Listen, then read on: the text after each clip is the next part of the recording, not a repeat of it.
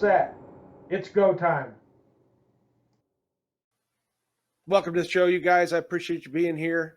Thanks for joining me. I am Loren Culp, retired police chief from Republic, Washington. And it's good to see you guys. I think this thing is on. It appears to be. All right. Thanks for joining me. Alan,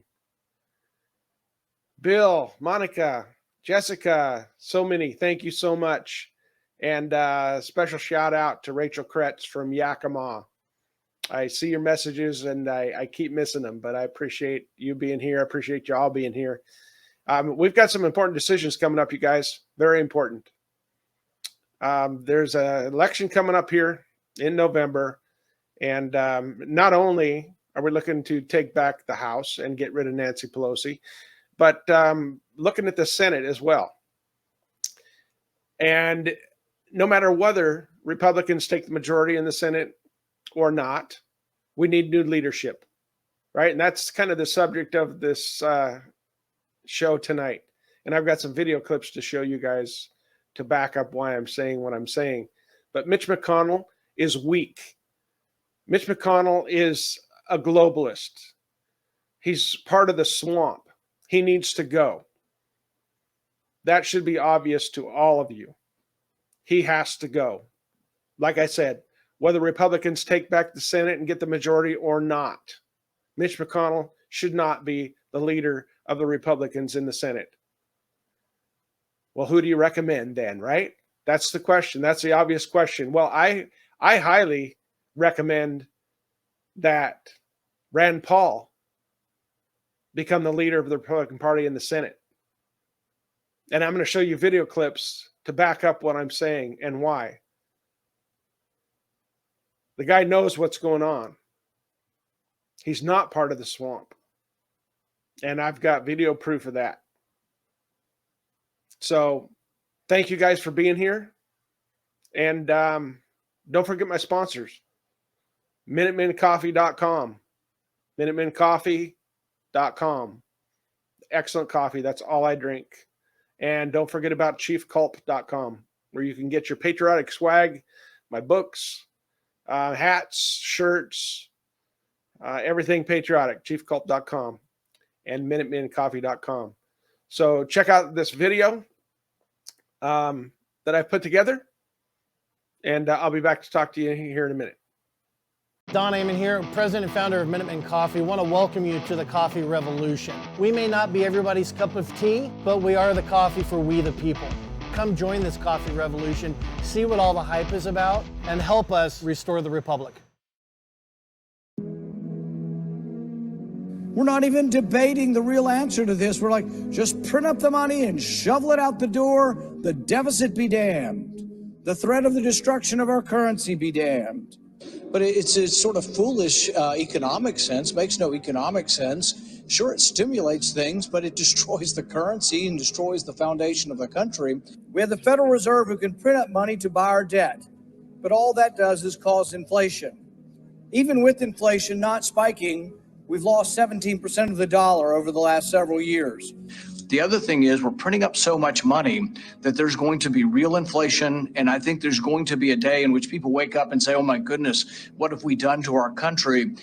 The additional debt will make us weaker, not stronger. As we speak, the massive federal spending of the last 2 years is already causing inflation. But even more so, I think we're approaching a limit on our debt where we will have incurred so much debt so fast, more quickly than at any time in our history, that we could have a real destructive influence on the dollar, not just 5% inflation, but sort of an unraveling of the system. So I see 5% and higher for, a long time into the future, but I think it could be 10. I think it could be 15%. I think it could be bigger than anybody imagines because we've never, ever borrowed this much money in such a short period of time. 7% is bad enough if you didn't get a pay raise, but imagine if it's 14% or 20%.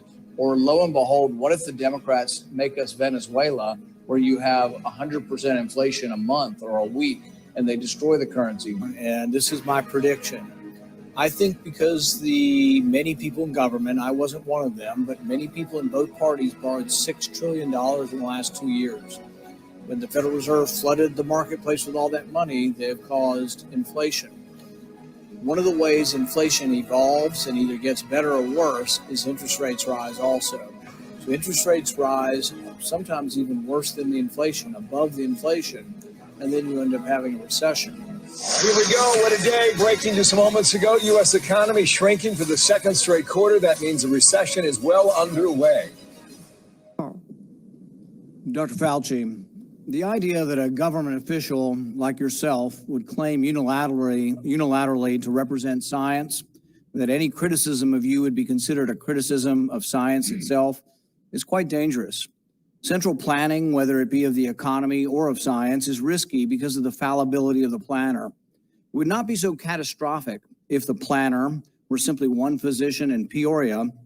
Then the mistakes would only affect that physician's patients, the people who chose that physician.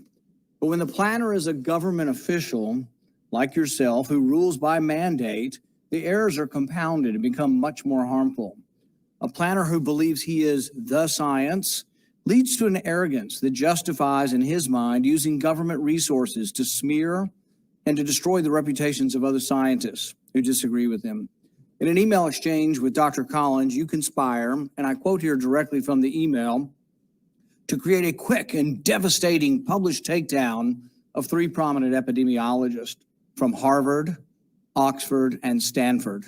Apparently, there's a lot of fringe epidemiologists at Harvard, Oxford, and Stanford. And you quote in the email that they, or from Dr. Collins, and you agree that they are fringe. And immediately there's this takedown effort. A published takedown, though, doesn't exactly conjure up the image of a dispassionate scientist. Instead of engaging them on the merits, you and Dr. Collins sought to smear them as fringe and take them down. And not in journals, in lay press. This is not only antithetical to the scientific method, it's the epitome of cheap politics, and it's reprehensible, Dr. Fauci. Do you really think it's appropriate to use your $420,000 salary to attack scientists that disagree with you? The email you're referring to was an email of Dr. Collins to me. If you look at the email. That you responded to and hurried up and said, I can do it. We got something in Wired magazine. No. I think in usual fashion, Senator, you are distorting everything about me. Did you ever object to Dr. Collins' characterization of them as fringe? Did you write back to Dr. Collins and say, no, they're not fringe, they're esteemed scientists, and it would be beneath me I did not do that? You responded to him that you would do it. And you immediately got an article in Wired and you sent it back to him and said, hey, look, I've got him. I nailed him in Wired of all scientific publications. That's not what went on. There you go again. You just do the same thing every hearing. That was your response. And this wasn't the only time. So your desire to take down people. You're absolutely incorrect. As usual, Senator, you are incorrect. Almost everything you said. Well, no, you deny, but the emails tell the truth of this. No. This wasn't the only time. Your desire to take down those who disagree with you didn't stop with Harvard, Oxford, and Stanford. You conspired with Peter Daszak, who you communicated with privately, and other members of the scientific community that wrote opinion pieces for Nature. 5 of them signed a paper for Nature, an opinion piece. 17 signed a paper that called it conspiracy theory, the idea that the virus could have originated in the lab. Do you think words like conspiracy theory should be in a scientific paper? Senator, I never used that word when I was referring to it. You're distorting virtually everything. Did you communicate with the 5 scientists who wrote the opinion piece in Nature where they were describing, there's no way this could have come from the lab? That was not me. Did you talk with any of those scientists privately? You keep distorting the truth. It is stunning how you do Did you talk to any of the scientists privately Yes. who wrote the opinion? You did. Well, what were they telling you privately? Well, let me explain. You're going back to that original discussion when I brought together a group of people to look at every possibility with an open mind. So not only are you distorting it, you were completely turning it around, as Were most you of the usually scientists do. that came to you privately, did they come to you privately and say, no way this came from the lab? Or was their initial impression, Dr. Gary and others that were involved, was their initial impression actually that it looked very suspicious for a virus that came from a lab? Senator, we are here at a committee to look at a virus now that has killed almost 900,000 people. And the purpose of the committee was to try and get things out, how we can help to get the American public. And you keep coming back to personal attacks on me that have absolutely no relevance to reality. Do you think anybody has had more influence Let- over let our me response to finish. this than you have? Do you think Madam it's a great Chair, can I- success? Do you think it's a great success what's happened so Right. far? Do you think You- the you have lockdowns said- were good for our kids? Do you think we slowed down the death rate? More people have died now under President Biden than did under President Trump. You are the one responsible. You are the architect. You are the lead architect for the response from the government. And now 800,000 people have died.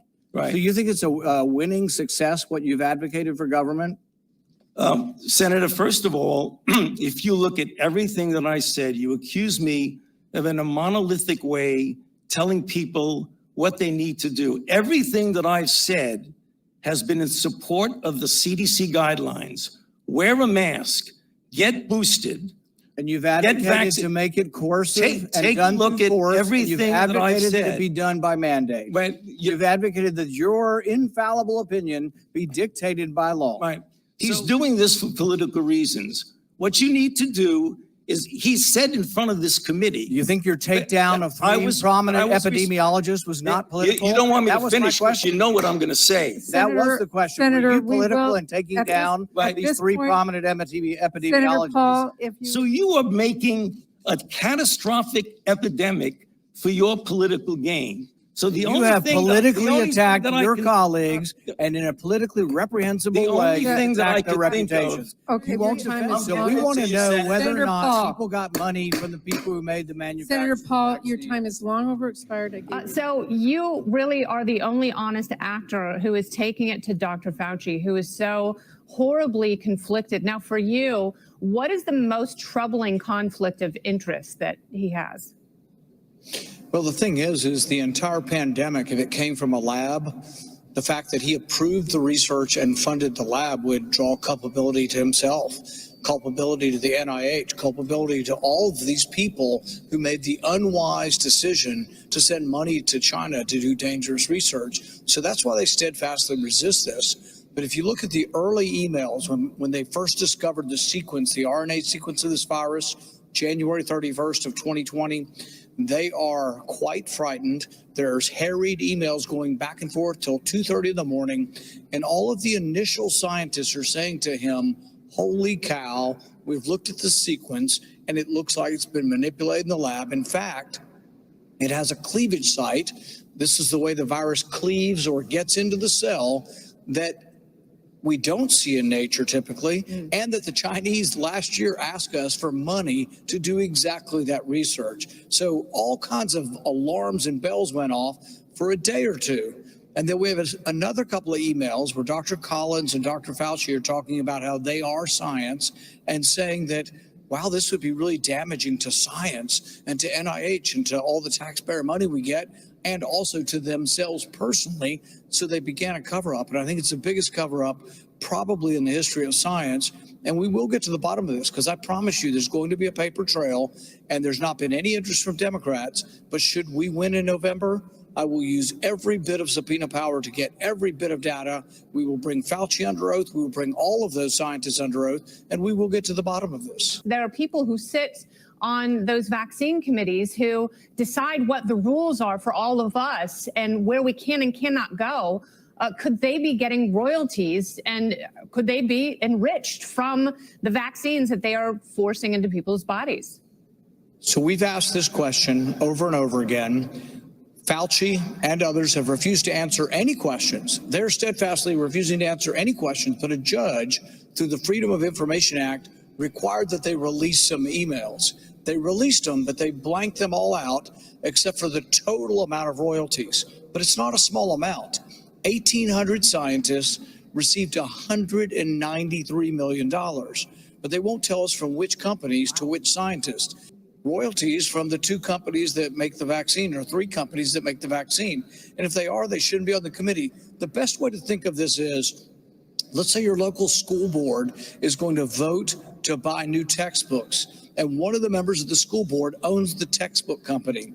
Do you think anywhere in America that doesn't have to be divulged, that that's a conflict of interest? But really, what kind of bureaucrat, what kind of scientist comes forward and says, well, we're just not going to tell you because we don't have to?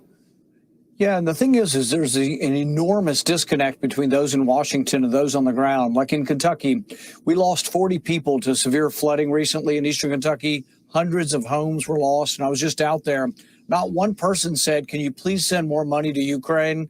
Now, you talk about that disconnect, Senator, and today President Biden unveiled one of his new so-called accomplishments. Made in America is no longer just a slogan. Earlier this year, I went to Lockheed's factory in Alabama. They're making the Javelin missile that we're supplying to Ukraine. Senator, how does the production of Javelin missiles for Ukraine help Americans? I guess except the Americans at the factory, I guess. Yeah, I've never really been big on looking at arms programs as jobs programs. I think that our weapons are uniquely owned by the taxpayer, even if private organizations make these. And when they shouldn't be something that's like, oh, well, let's give more weapons to create jobs by, getting involved in more wars overseas.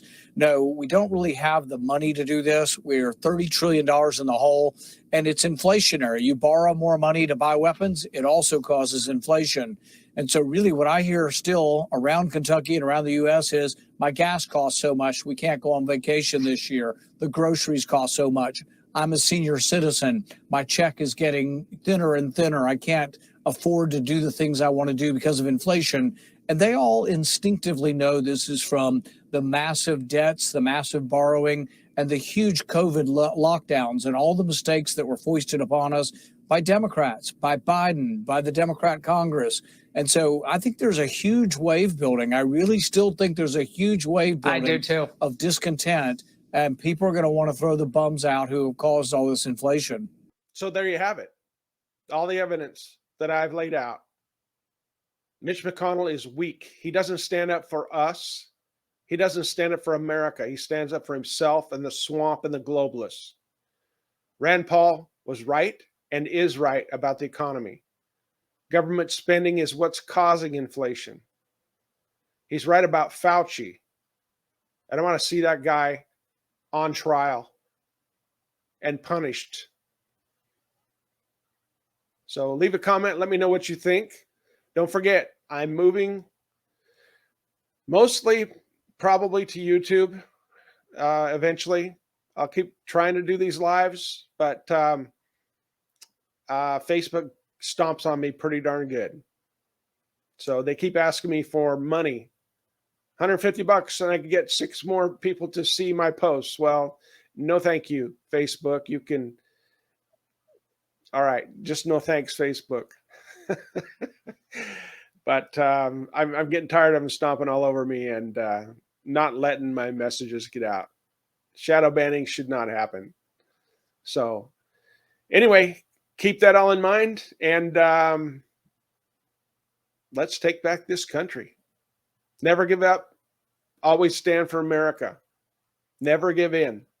We will win.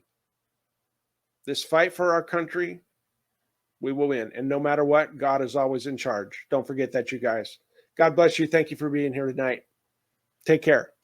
Lauren Culp. I'm telling you, Lauren Culp is a warrior for God, family, country, freedom, and Constitution.